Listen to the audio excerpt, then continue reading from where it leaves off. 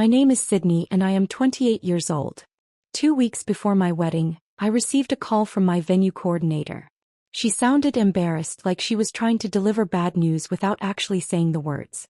She told me my final deposit had been declined. I stood in my kitchen holding my phone away from my ear, staring at the screen. Declined. That wasn't possible. I had saved $85,000. Every overtime shift, every skipped vacation, every corner cut for 6 years. It was all sitting in my high-yield savings account, waiting to pay for the day I started my real life. I logged into my banking app. My thumb hovered over the icon, a small, cold knot forming in my stomach. When the screen loaded, the number 0 stared back at me. $85,000, gone. Under recent activity, there was a single transfer. The memo line read simply, "Life-saving treatment Bali." Before I could breathe, before I could scream, a notification popped up on my screen. It was an Instagram post from my sister, Brianna. Selfie. She was reclining in a first-class seat, holding a glass of champagne, looking tanned and tragic. The caption read, "God gives his hardest battles to his strongest soldiers. Off to fight for my life. #Stage 4 survivor." I didn't cry. I didn't call her. I sat down on my floor and realized with terrifying clarity that my money wasn't borrowed. It was stolen. And my sister wasn't dying. She was going on vacation.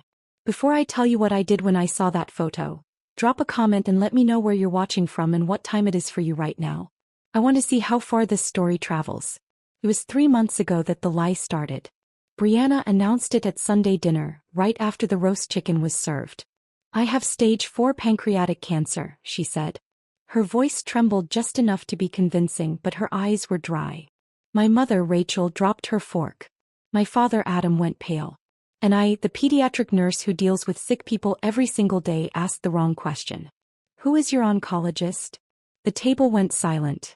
Brianna looked at me with wide, wounded eyes. "I'm seeing a holistic specialist," she whispered. "Dr. Aris. He believes in natural healing. He says chemo will just kill me faster." "Can I see your biopsy results?" I asked. "Or your blood work?" "Brianna, pancreatic cancer is aggressive. You need a referral to a major cancer center immediately." That was when my mother exploded. "Are you serious, Sydney?" she snapped. "Your sister just told us she's dying and you're asking for paperwork? You've always been jealous of the attention she gets, but this is a new low. Even for you." I looked at my father, waiting for him to be the voice of reason. He just stared at his plate, cutting his chicken into smaller and smaller pieces. Over the next few weeks, I watched my family fall into a rhythm I recognized. It was the Munchausen of greed.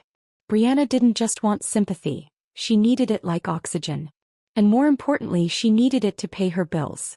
She'd always been like this. In high school, she fainted before every math final. In college, she developed a mysterious allergy to stress whenever rent was due. Crisis was her currency. She traded panic for attention and pity for cash. And my parents were her most loyal customers. But this time the price tag was higher. Dr. Aris recommended an experimental stem cell treatment in Bali. The cost was $85,000. Up front. Insurance wouldn't cover it because it was too advanced for Western medicine. My mother started a GoFundMe, but it wasn't moving fast enough. Brianna's condition was deteriorating on a schedule that perfectly matched her need for money. She started wearing headscarves to cover hair that wasn't falling out. She posted photos of herself looking pale, using filters to enhance the shadows under her eyes. And every day my mother would look at me with accusing eyes. "You have savings," she said one afternoon in my kitchen. "You've been saving for that wedding for 6 years. Is a party really more important than your sister's life?" "It's not just a party, Mom," I said. "It's my future. It's a down payment on a house. It's security." "Security." She laughed, a harsh, ugly sound.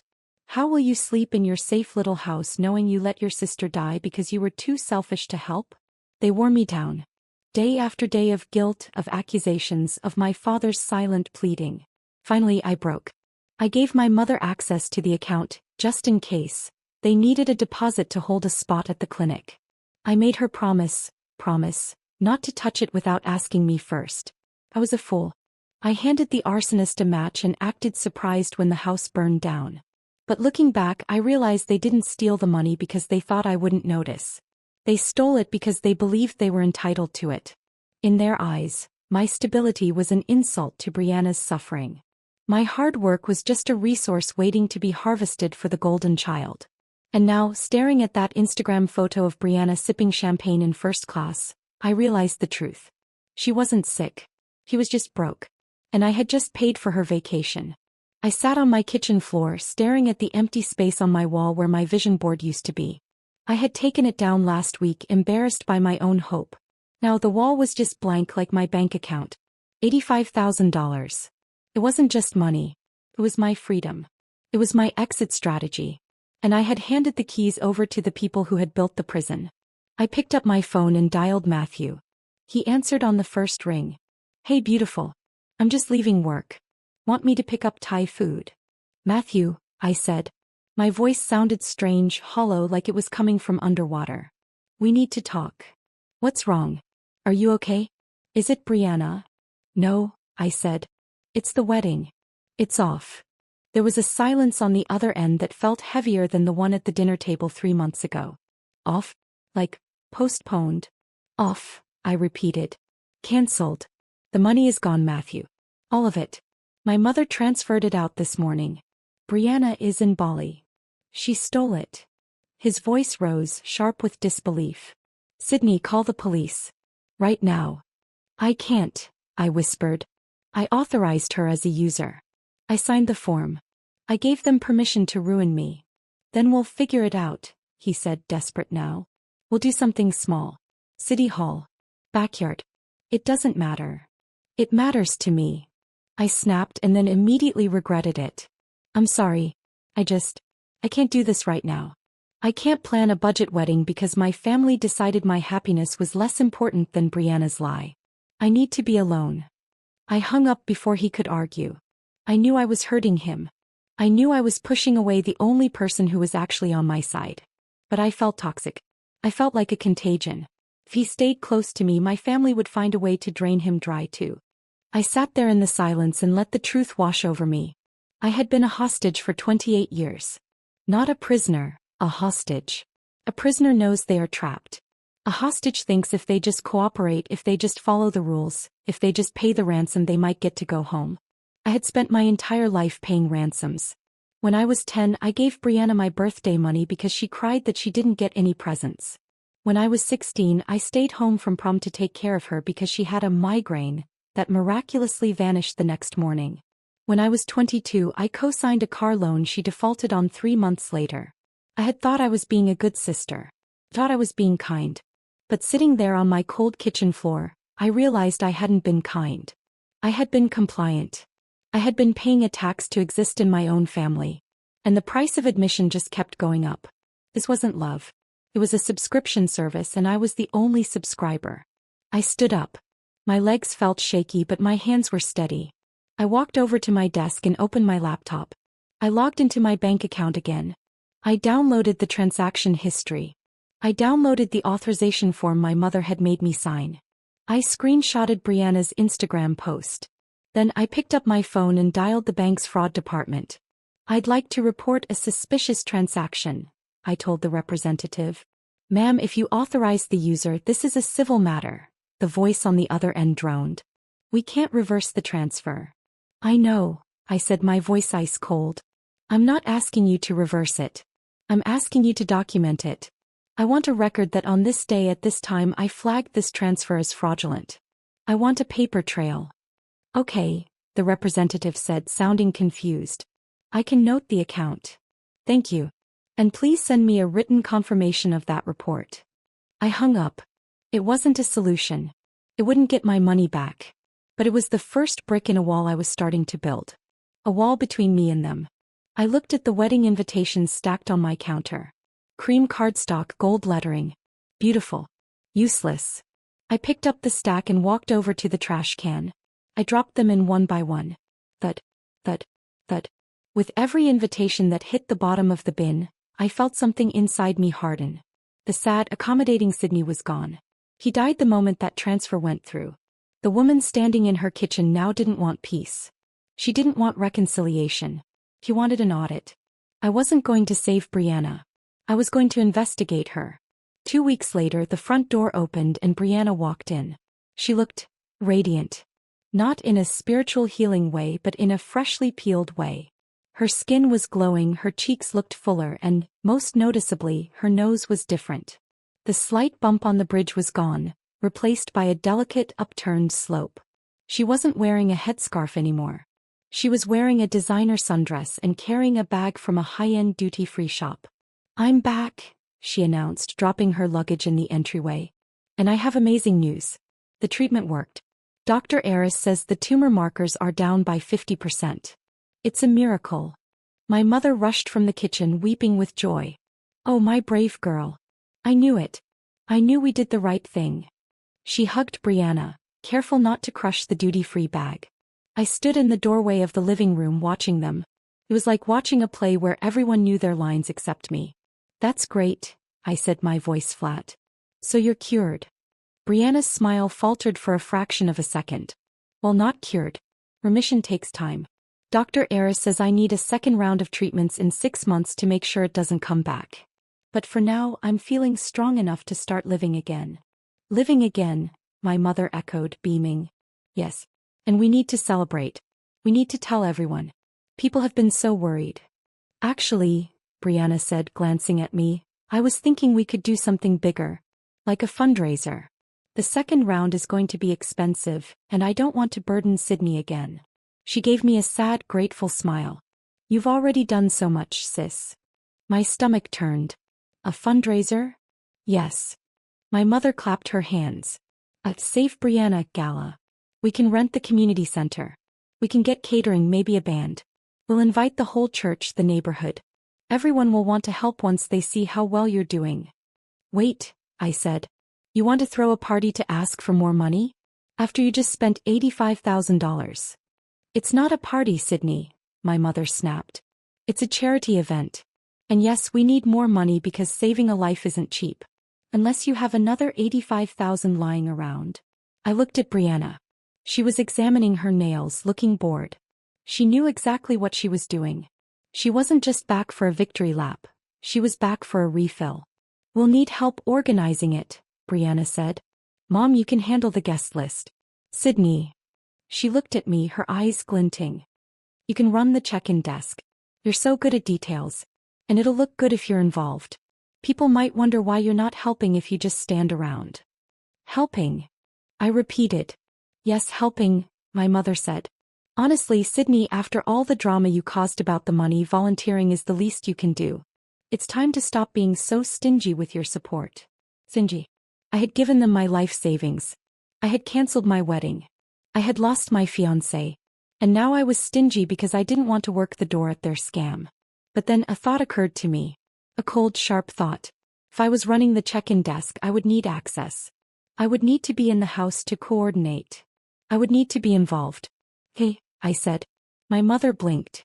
"Okay. Yes. I'll do it. I'll run the check-in desk. I'll help with the decorations. Whatever you need." Brianna smiled, a satisfied, predatory little grin. "Thanks, sis. I knew you'd come around." They thought I had surrendered. They thought I was beaten. But they didn't see the way my hands were clenched at my sides. They didn't know that I wasn't agreeing to help them. I was agreeing to infiltrate them. Because if they were going to turn this fraud into a community event, they were going to leave a paper trail. And I was going to find it. "Great," my mother said, already pulling out her phone. "I'll call the center. We can do it next Saturday." Hope for Brianna. It has a nice ring to it, don't you think? "Beautiful," I said. "Just beautiful." I walked out of the house, my heart pounding in a rhythm that wasn't fear anymore. It was anticipation. They wanted a gala? Fine. I would give them a show they would never forget. The next day, I arrived at my parents' house an hour early. "Just want to get a head start on the guest list," I told my mother when she answered the door, looking surprised but pleased by my sudden initiative. She handed me a clipboard and a box of glittery name tags, then bustled off to the kitchen to argue with the caterer on the phone. I walked into the living room, clipboard in hand, and listened. Brianna was upstairs, likely napping or meditating. My father was in the garage. The house was quiet. I set the clipboard down on the coffee table and walked straight to Brianna's bedroom door. It was unlocked. Of course it was. Why would she lock it? She thought she was untouchable. I slipped inside. The room smelled of expensive perfume and new clothes. I scanned the space, not looking for a diary or a hidden stash of cash, but for paper. Receipts. Invoices. Anything that proved where the money went. I checked her desk drawers. Nothing but makeup palettes and fashion magazines. I checked her closet. Designer shopping bags were stuffed in the back, receipts still inside some of them. Prada, $2,400. Gucci, $1,800. I took photos of each one. Then I saw it. Her old iPad sitting on the nightstand under a stack of books. I picked it up. The battery was dead, but I had a portable charger in my bag. I plugged it in and waited, my heart hammering against my ribs. A minute later, the screen lit up. Passcode? I tried her birthday. Incorrect. I tried Brianna 1. Incorrect. I paused, thinking, what would a narcissist choose? I tried the date she beat cancer the first time. Unlocked. I went straight to her email. Nothing useful. Then her photos. Hundreds of selfies in Bali. Beaches, clubs, cocktails. The timestamps matched the exact period she claimed to be in a clinic for intensive stem cell therapy. Further back, I found consultation photos. Not from a hospital, but from a place clearly labeled Abud Aesthetic and Wellness Center. Proof she wasn't hospitalized, but I needed something undeniable. Her voice memos did it. Buried among TikTok drafts was one file. Dr. Curtis, instructions. I pressed play. A male voice calmly discussed post-op care for a septum deviation repair and tip refinement, warning her to avoid sun exposure due to scarring. This wasn't an oncologist. It was a plastic surgeon. The memo was dated 3 weeks earlier, right in the middle of her supposed cancer treatment. She hadn't gone to Bali for cancer. She'd gone for cosmetic surgery and a vacation, spending $85,000 of my life savings, and was now fundraising for more. That was wire fraud. I saved everything and waited for the gala. The community center glittered with silk, crystal, and a banner reading "Hope for Brianna, a night of giving." Guests arrived with sympathy and checks. My mother basked in attention. My father hid by the bar. Then Brianna entered, frail, headscarf tied just right, playing the part perfectly. After my mother's tearful plea for donations, Brianna took the mic, thanking everyone for helping her survive. The applause swelled. People reached for checkbooks. I walked on stage. I played the recording. Dr. Curtis's voice echoed through the room, describing cosmetic procedures and sun avoidance. Silence followed, thick and absolute. Brianna screamed. My mother lunged. I told the crowd plainly, no cancer, no treatment, just plastic surgery and lies. When Brianna threatened to sue me for violating HIPAA, I revealed the truth she'd forgotten. Years earlier, she'd signed a durable power of attorney for healthcare, naming me her agent. She never revoked it. I hadn't stolen her records. I had legal access. And a duty to stop fraud. I walked off stage as chaos erupted. Police arrived. Donors demanded refunds. Brianna was later charged with wire fraud, pleaded guilty, served time, and was ordered to repay every dollar. My parents lost their standing in the community. I walked away for good. 6 months later, I sat on the balcony of a small apartment I owned with my husband. A news alert about her sentencing popped up. I closed it. Dinner was ready. Life was quiet. Mine again. I had lost money. I had lost a family. But I had gained something better. I had my life back.